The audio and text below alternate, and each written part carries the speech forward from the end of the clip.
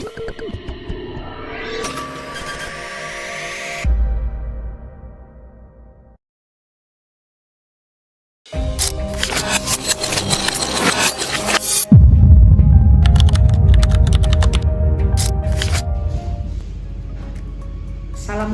warahmatullahi wabarakatuh. Salam sejahtera untuk kita semua. Perkenalkan, saya Ibu Murniati. Saat ini saya sebagai dosen tetap di Prodi Sarjana Kebidanan Stikes Darussalam Loksmawi. Saat ini saya sedang mengikuti seleksi sertifikasi dosen gelombang 1 tahun 2025 yang diselenggarakan oleh Kemenristek Dikti Saintek untuk seleksi dosen terkait dengan Tridharma Perguruan Tinggi. Video ini saya buat sebagai bentuk pernyataan terhadap beban kerja saya sebagai dosen pada bagian pembelajaran. Pada kesempatan kali ini saya akan membuatkan video terkait dengan pembelajaran tentang mata kuliah yang saya ampu terkait dengan mata kuliah konsep kebidanan. Capaian pembelajaran mata kuliah pada mata kuliah ini diharapkan mahasiswa mampu mencapai terkait dengan bagaimana mahasiswa memahami tentang pengertian bidan, filosofi bidan, perkembangan profesi bidan, standar profesi bidan, dan paradigma kebidanan.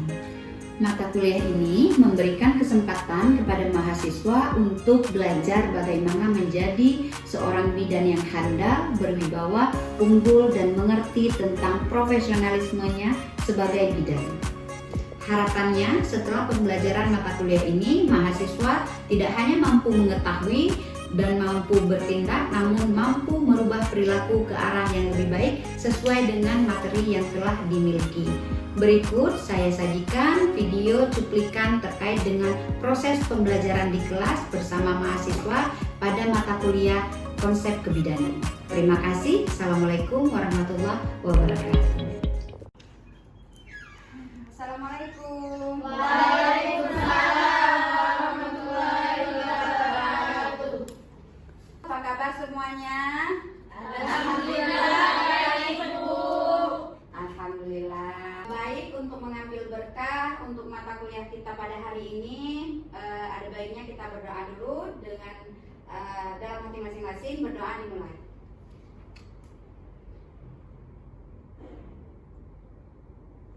Berdoa selesai.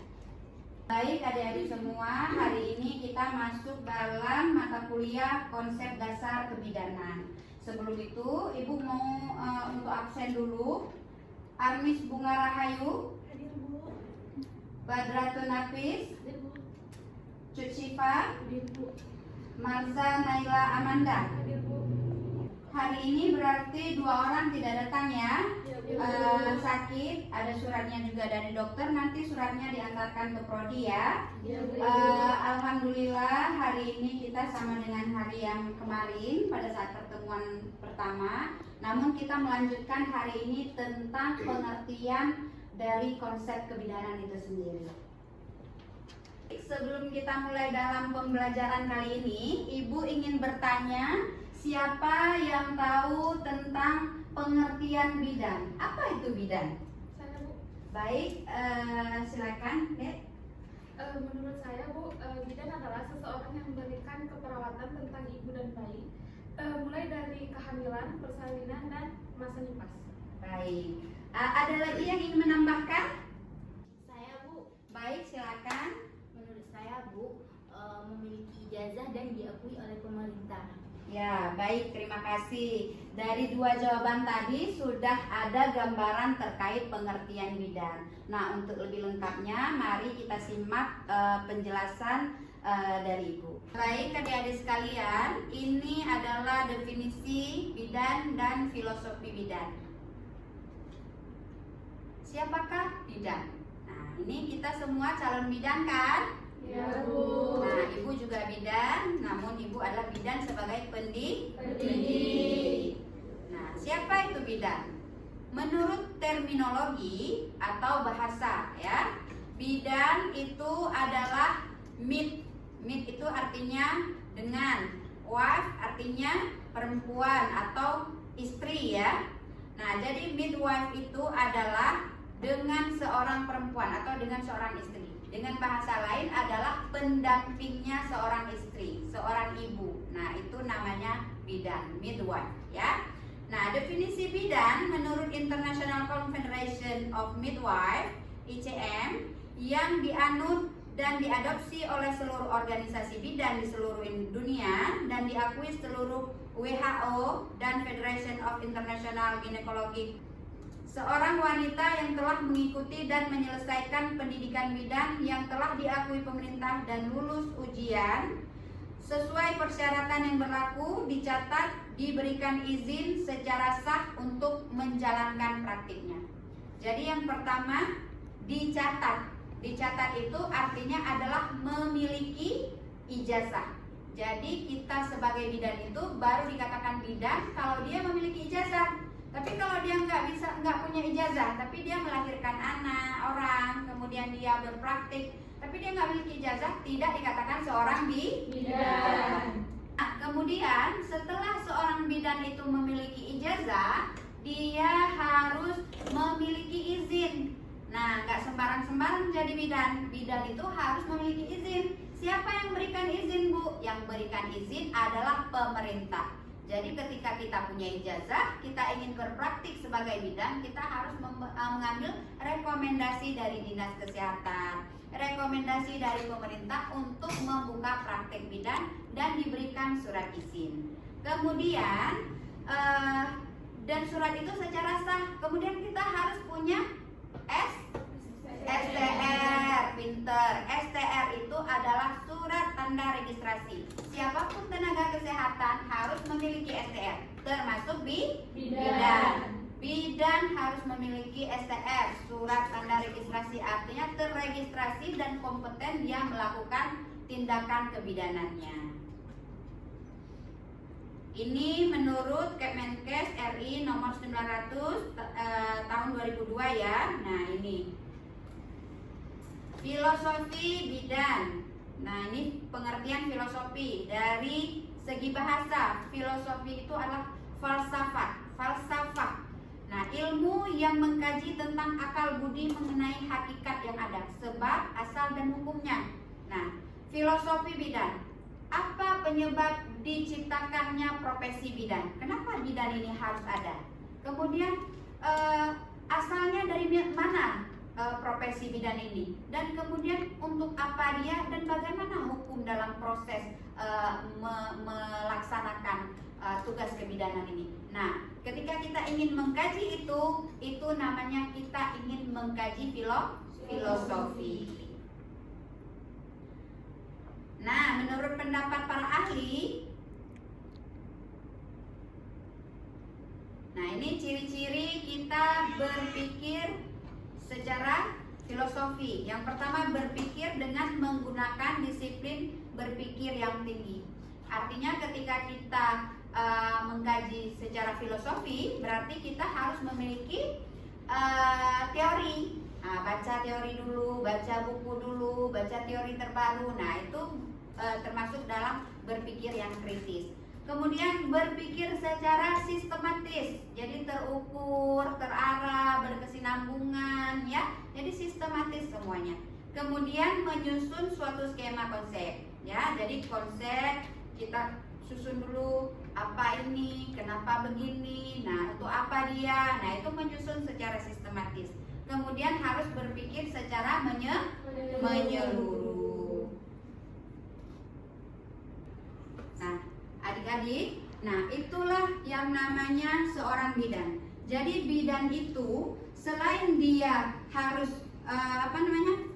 asuhan kebidanan itu bisa dilakukan di rumah sakit, bisa di puskesmas, bisa di klinik, dan dia bisa membuka klinik sendiri. Namanya bidan praktik mandiri. Bidan praktik mandiri itu dia membuka klinik sendiri di rumah khusus untuk bersalin, hamil, nipas, dan BBL yang esensial, yang masih bisa ditangani secara normal. Kalau sudah tidak normal, maka fungsi bidan berkolaborasi dengan dokter, berkolaborasi dengan tenaga kesehatan yang lain untuk mencapai asuhan kebidanan. Karena tadi sudah kita sampaikan bersama bahwa peran bidan itu ada yang tugasnya sebagai kolaborasi. Nah, jadi dia berkolaborasi dengan tenaga kesehatan yang lain. Kemudian juga peran dia merujuk pasien-pasien yang kira-kira tidak boleh ditangani oleh bidan, maka akan dirujuk ke fasilitas yang lebih tinggi. Nah, untuk dari peran bidan itu yang pertama ada peran bidan sebagai pelaksana. Pelaksana itu adalah melaksanakan asuhan kebidanan. Jadi setiap asuhan kebidanan normal yang bisa ditangani oleh bidan, asuhan yang pertama asuhan kehamilan, persalinan, nifas, bayi baru lahir, KB itu ditangani oleh bidan. Nah, dia sebagai pelaksana melaksanakan asuhan. Kemudian bidan sebagai pendidik. Bidan sebagai pendidik yang pertama seperti Ibu, bidan mendidik calon-calon bidan itu pendidik. Ada juga bidan yang mendidik bidan di sesama tempat kerjanya. Contoh misalnya di puskesmas ada bidan yang sudah senior, pendidikannya lebih tinggi, pengalamannya lebih banyak, mendidik kawan-kawan bidan yang baru-baru, yang fresh graduate, yang baru menjadi bidan, diajarin, dimentorin. Nah, jadi proses mentoring itu adalah proses membina, membimbing kawan-kawan bidan yang baru itu sebagai pendidik. Jadi bidan itu juga harus mendidik bidan yang lain. Makanya kita sebagai bidan harus terus belajar supaya dapat meningkatkan pengetahuan, karena ilmu kan selalu update kan. Nah, yang ketiga adalah bidan sebagai peneliti. Nah, jadi jangan berpikir kalau jadi bidan itu kita hanya jadi bidan melakukan asuhan aja. Tidak, bidan itu juga harus meneliti. Kenapa bidan itu harus meneliti? Supaya dia punya ilmu terbaru, cara terbaru dalam merawat pasien-pasiennya. Biasanya misalnya asuhan kehamilan, hamil pada usia 9 bulan, apa yang biasanya diberikan pendidikan ke ibu. Nah, dengan adanya penelitian-penelitian terbaru, terlahirlah konsep-konsep baru. Oh, di usia 9 bulan nanti kita bisa begini ya. Oh, kita bisa begini ya. Oh, tindakan ini sudah tidak akurat lagi untuk masa-masa sekarang. Nah, itu terlahir dari hasil pemikiran para peneliti, para ahli, sehingga semua kita harus meneliti, ya. Jadi makanya pada saat kita kuliah diberikan tugas skripsi ya. Nah, nanti kalian pada saat udah akhir-akhir tuh ada tugas skripsi, tugas meneliti. Itu untuk pembelajaran kepada kalian. Oh, begini proses meneliti, sehingga pada saat jadi bidan nanti kalian ketika ingin membuat sebuah penelitian sudah tahu cara dan teknik metodologi penelitian. Baik, dari penjelasan yang sudah Ibu berikan tadi, sekarang langkah selanjutnya adalah kalian membentuk kelompok untuk mendiskusikan peran dan fungsi bidan serta standar kompetensi bidan. Jadi ini dibentuk ada 3 orang ya. Berapa orang ini semuanya? 10, berarti satu kelompoknya 3 orang ya. Sekarang duduk berkelompok.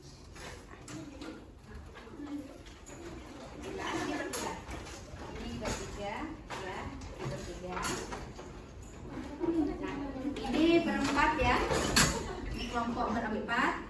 Jadi tugasnya adalah kelompok ini tentang standar kompetensi bidan, kelompok ini tentang fungsi dari seorang bidan, kelompok ini terkait dengan peran bidan.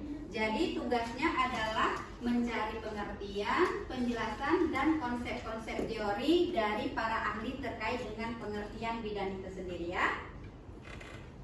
Guys, menurut di buku ini standar kompetensi bidan yang terbaru itu ada 7. Yang pertama jadi teman-teman, fungsi bidan itu sebagai pemeriksa kehamilan secara rutin. Setelah itu mengasuh ibu setelah melahirkan dan bayi. Selanjutnya fungsi bidan itu memberikan konseling dan edukasi kepada ibu hamil. Selanjutnya, memantau perkembangan kehamilan dan mendeteksi dini adanya komplikasi pada ibu hamil dan bayi. Baik, untuk kelompok ini gimana? Udah ada pencerahan terkait dengan teori tentang peran bidan seperti apa? Udah ada tahu gambaran kira-kira seperti apa? Sudah Bu, ada beberapa peran, yaitu yang pertama melakukan pemeriksaan selama masa kehamilan termasuk pada ibu hamil. Yang kedua ada menyediakan layanan konsultasi tentang perencanaan keluarga, berencana dan perawatan sebelum kehamilan. Ya, komunikasikan bersama kelompok, nanti kita akan pilih untuk yang dipresentasikan ya. Bu. Baik, adik-adik semua, mohon perhatiannya ke sini dulu. Nah, jadi ini kan waktu untuk diberikan untuk mendiskusikan materi tersebut sudah selesai ya. Jadi sekarang kita persilakan untuk salah satu kelompok mempresentasikan hasil diskusinya tadi. Ibu minta dari kalian untuk mengajukan diri. Baik, kelompok mana yang mau maju? Kelompok saya Bu. Baik, kelompok peran bidan ya. Oke, silakan kelompok peran bidan maju ke depan. Kelompok peran bidan akan mempresentasikan hasil diskusinya tadi. Dipersilahkan. Baik teman-teman, terima kasih. Di sini kami akan menjelaskan tentang peran kebidanan. Yang pertama, melakukan pemeriksaan selama masa kehamilan termasuk kesehatan fisik pada ibu hamil.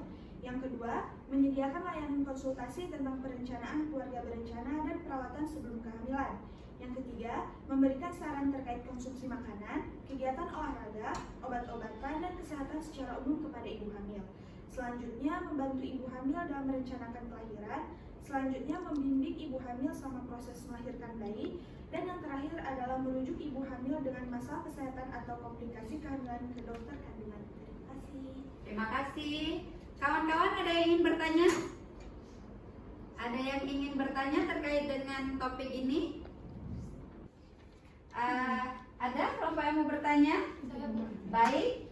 Baik, sebelumnya perkenalkan nama saya Wasna, saya dari kelompok 1 ingin bertanya. Tadi kan kalian ada menjelaskan tentang peran bidan. Nah, di Indonesia seperti yang kita ketahui bahwasannya bidan itu sudah diakui di Indonesia. Tetapi apakah ada peran bidan? apakah ada peran bidan itu apakah ada yang mengatur di Indonesia? Good, bagus pertanyaannya. Bagaimana peran bidan itu diatur nggak di Indonesia ini? Ada yang mengaturnya apa di undang-undang atau segala macam? Silakan kelompok. Kelompok izin menjawab. Di Indonesia, peran bidan diatur dalam undang-undang. Pelayanan kesehatan yang diberikan bidan untuk para wanita dimulai dari masa kehamilan hingga setelah melahirkan. Alhamdulillah semua pertanyaan sudah selesai dijawab oleh kelompok. Nah, dipersilakan kepada kelompok untuk duduk ke tempat. Beri tepuk tangan. Baik, adik-adik semua boleh duduk seperti semula supaya kita akan menampilkan video terkait dengan peran dan fungsi bidan ya. Duduk seperti semula.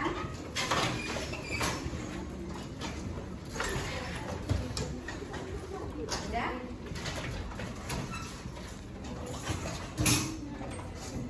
Nah, Ibu sudah punya satu video yang bagus untuk referensi kita mengenal peran dan fungsi bidan. Kita lihat sama-sama ya.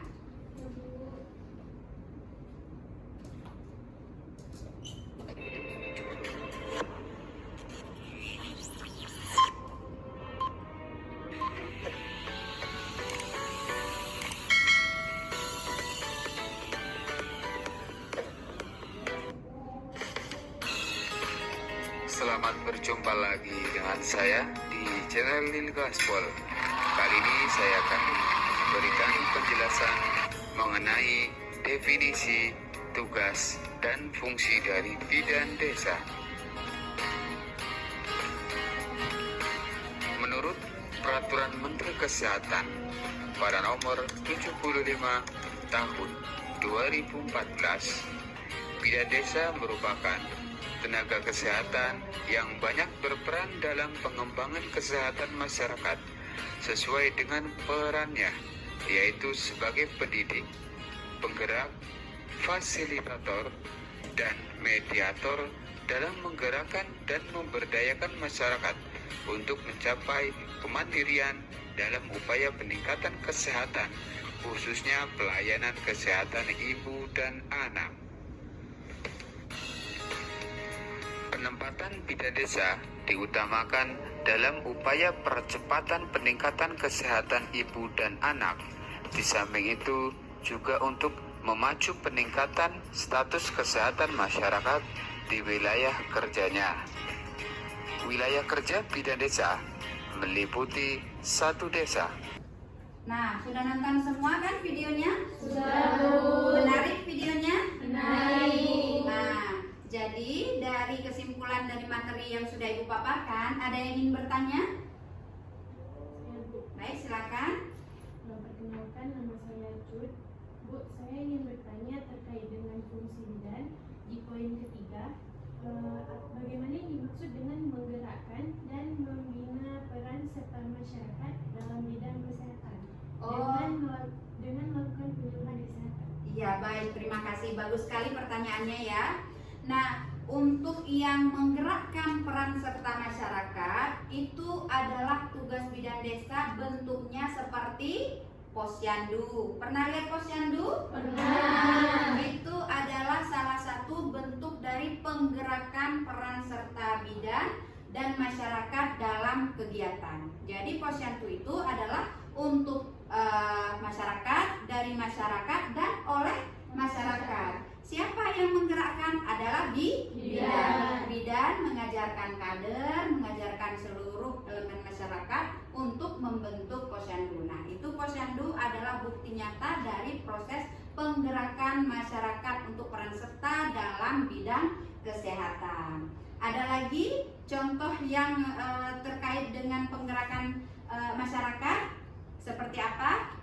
Misalnya ada tabulin, tabungan ibu bersalin. Ada desa yang menyiapkan, jadi ada seperti arisan, dibuat, dikumpulin uang-uangnya untuk menyiapkan siapa yang bersalin. Ketika butuh dana bisa dikeluarkan dari situ, karena kan kadang-kadang orang nggak punya biaya ya, berat biayanya, sehingga menyiapkan tabulin itu tadi. Kemudian juga ada ambulan desa, kadang-kadang ada desa yang menyiapkan ambulan desa sendiri. Jadi dikumpulkan uang masyarakat untuk disatukan, kemudian dibelikan satu kendaraan yang bisa dijadikan sebagai ambulan. Ketika ada yang sakit, ambulan ini dipakai untuk mengantar jemput pasien. Gitu ya.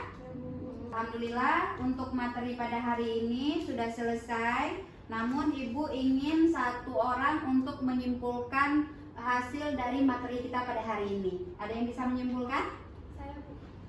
Baik, silakan Masna. Jadi kesimpulan dari yang sudah Ibu jelaskan, bidan itu adalah seorang yang telah mengikuti program pendidikan dan lulus ujian sesuai dengan persyaratan yang berlaku, yaitu yang pertama itu memiliki ijazah, memiliki surat izin bidan, dan memiliki STR dan ikut dalam keanggotaan. Baik, terima kasih Masna. Tepuk tangan kawan-kawan.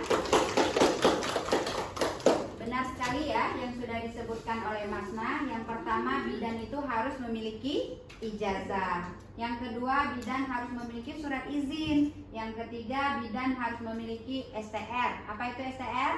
Surat tanda registrasi. Nah, kemudian seharusnya mengikuti dan tergolong dalam anggota IBI. Kalau bidan, kalau dokter IDI, Ikatan Dokter Indonesia. Kalau perawat PPNI, Persatuan Perawat Nasional Indonesia.